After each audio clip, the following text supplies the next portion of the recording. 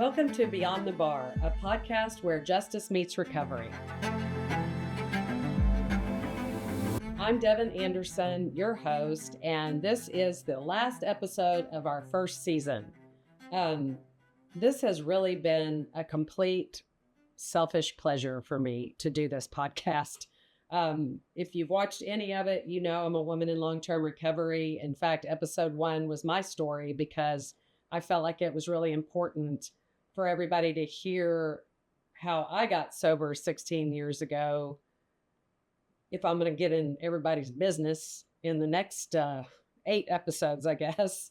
And so to hear these different stories of recovery and hope and determination and grit and tragedy, I mean, I get so much out of it personally. And I know that our feedback from people that I just see randomly, or they'll text me, oh, I really liked that podcast. I thought that one was great. I mean, it just means the world. It's the whole reason I wanted to start this. I feel like the stigma around recovery and mental health issues has lessened. I think a lot to do with my kids' generation, because they are such an accepting generation. Both my kids are in their 20s and they don't see color. They don't see culture. They just see people for who they are. And I think more and more, unfortunately, there is addiction running through families. There's an understanding of the genetic component of that. There's an understanding more of disease, the disease factor, that it's not a choice or like a moral failing, but that it's a disease. But I still feel like I want people to hear all different kinds of stories, because the other stigma that hasn't gone away is justice involvement. The nice way to say being in the criminal justice system, they call people justice involved, because it doesn't have to define you the rest of your life. And I was a hard-knocking prosecutor back in the day, and I was looking to put people in prison who were hurting other people. It took me until I was a drug court judge to understand that a lot of people are in the criminal justice system because a disease has driven them there. And that but for that disease, they would not be committing crimes. They would be just like you and me.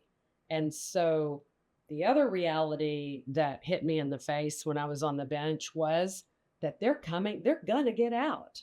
They're going to get off probation. They're going to get out of prison. They're going to get out of jail. And where are they going to go? They're going to come back to our community. And so to have them come back without our foot on their necks saying you can never be anything because you have a conviction is not good for anyone, because that drives them right back in to the criminal justice system, right back into committing crimes against other citizens. Instead, being a second chance employer, like I saw at the drug court graduation yesterday with Mod Pizza, the Marriott Hotels, Stan Merrick and the Merrick Brothers Construction. There's a lot of second chance employers who look at the man or the woman and not the felony conviction and give them a second chance. Those are the kind of things that need to happen. And so that's another goal of this podcast, is I want you to see people who will come and sit in front of this camera and say, I have 13 convictions. I have 9 convictions for prostitution and 3 for possession of controlled substance. And now I'm a peer recovery coach and I help hundreds of people every year. That's the kind of thing that we all need to wrap our heads around and get behind. Okay, lecture's over. So I just got on that little soapbox. I'm a little passionate about it.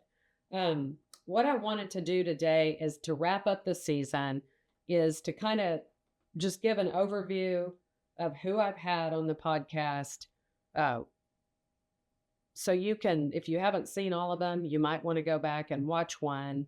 But then also what's really on my mind is the holidays, because that's a real tough time for people with my disease, for people with depression, any type of mental health issues. So I'm going to talk about that second. But besides the fact I already said that I told my story on the first one, The second episode was with Judge Mike Fields. And I asked him because, one, he's like a really good friend, and I was just starting out and I was nervous and I wanted somebody easy to talk to.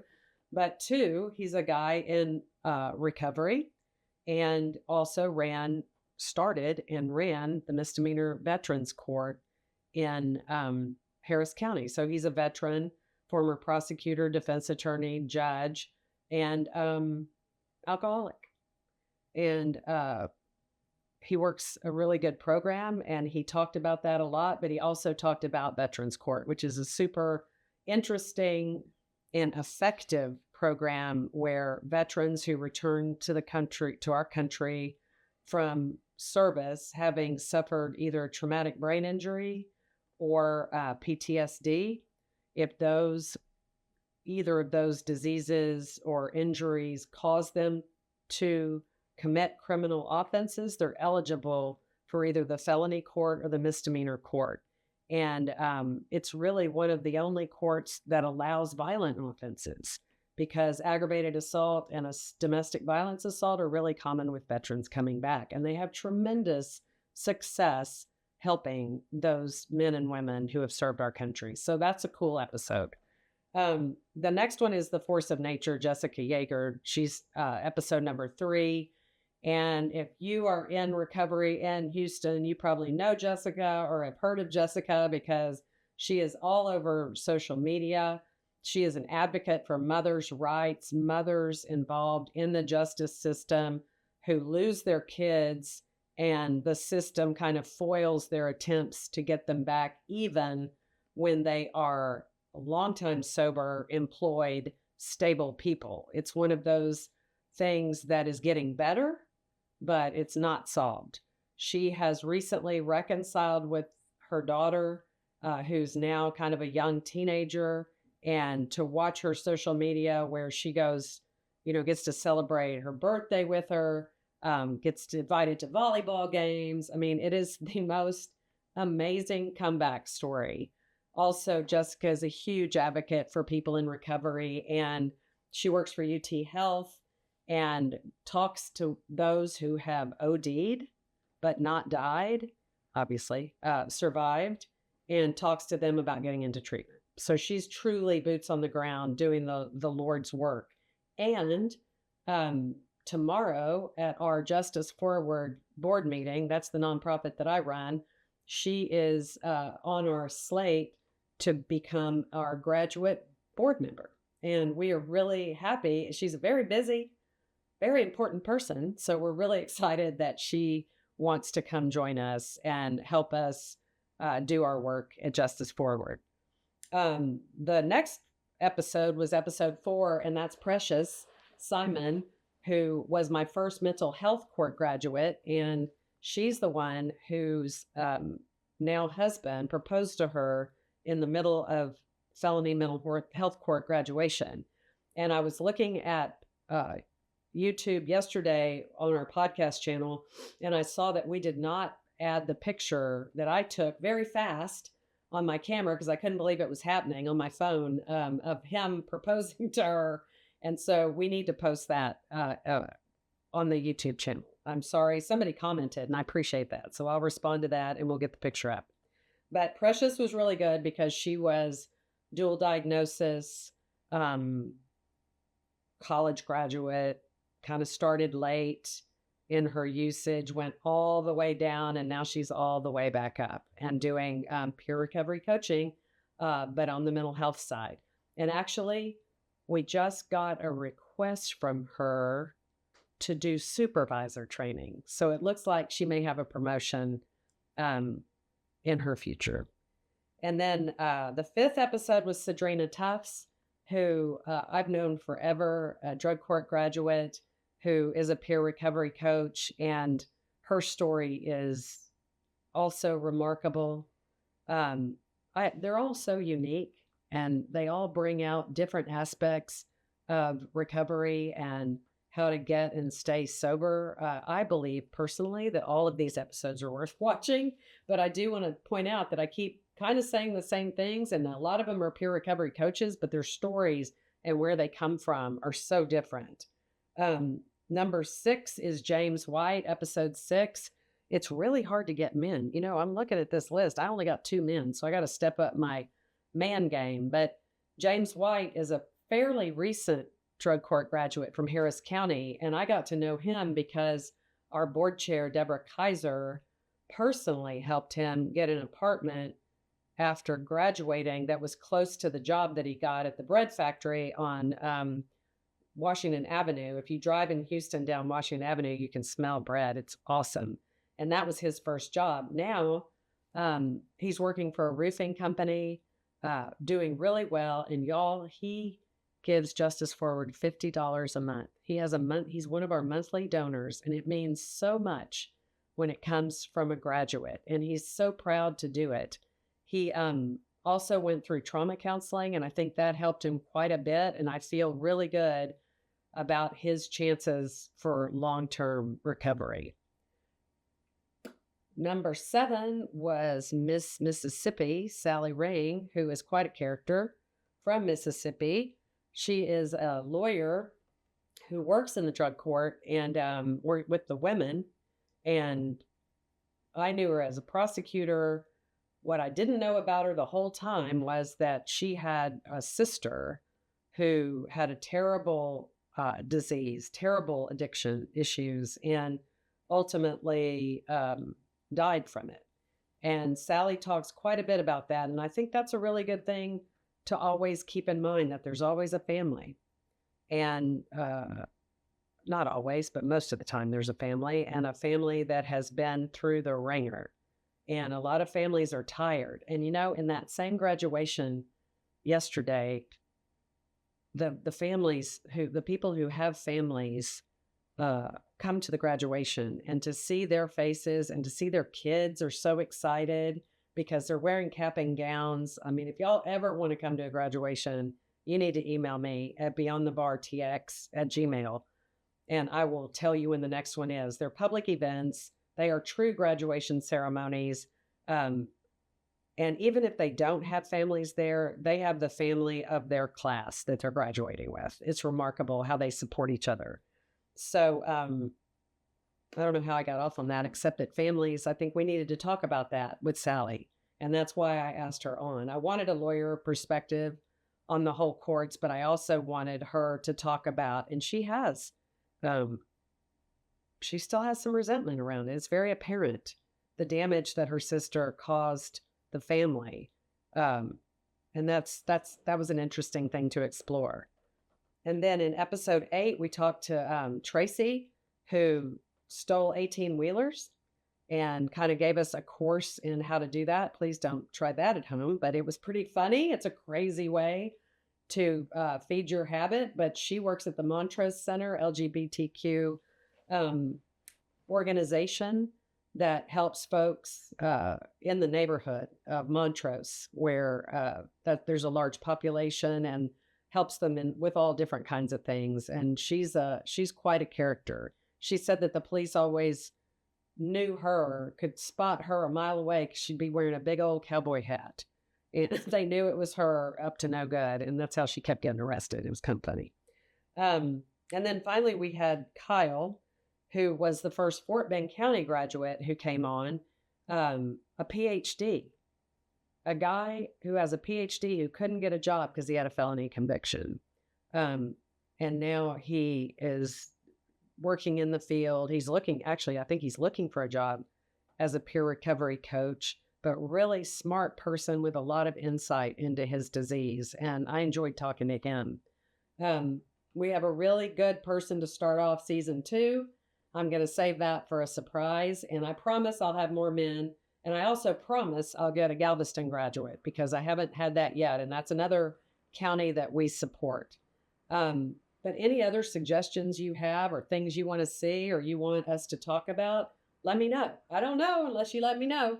So we are, Beyond the Bar is on Facebook, Instagram, even LinkedIn, because I know a lot of lawyers on LinkedIn, and there's a bit of a problem with alcoholism in the legal field and drug addiction. And we're also on YouTube, and you can hear this on Spotify and on Apple. podcast. And all of those in the bio, in the links in the bio, have all of our links to the actual podcast. So let's talk about the holidays, because listen, I'm not ready for the holidays. I'm still recovering from a 50-person Thanksgiving extravaganza in Corpus. The man who's my partner has a gigantic family, and it was quite an experience for the only child, but it was wonderful in an amazing way also. But they are upon us, and I'm not since I quit drinking, I'm not a big party person. I never really have been. I'm an introvert, so I don't really like to chit chat. I like to have serious conversations, and I'm turning 60 in January, and I'm finally accepting that about myself, that it's okay that I don't want to go to parties. So it's okay. And as I said at the graduation yesterday, no is a complete sentence.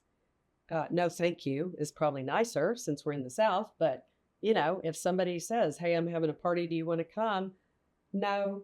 And you don't have to say, I can't make it. I'm busy. I have plans. You don't have to lie either. You can remain in your integrity and just say, no, thank you. If you don't want to go, if you know it's going to be a total drunk fest or drug fest, whatever the case may be. I think we really need to understand the holidays. We forget ourselves because it's all about giving, right? It's all about celebrating. The celebrations start right off the bat in December. You can't forget your sobriety in all of this, especially if you're a sober person. That has to come first. That has to come first before your mother's annual eggnog party or, your sister's annual New Year's Eve party. If you know that you're going to be triggered and have a hard time getting through it, because we have different times where we're super strong in our sobriety and then we're really vulnerable. They're different times. If you know those things, don't go. Don't go. And if there are supportive people who understand your sobriety issues, then they should be okay with it. If they're not, then that's time to reevaluate that relationship, because everybody needs to know that the person they love so much now is a sober person. And in order to stay that way, you have to take care of yourself.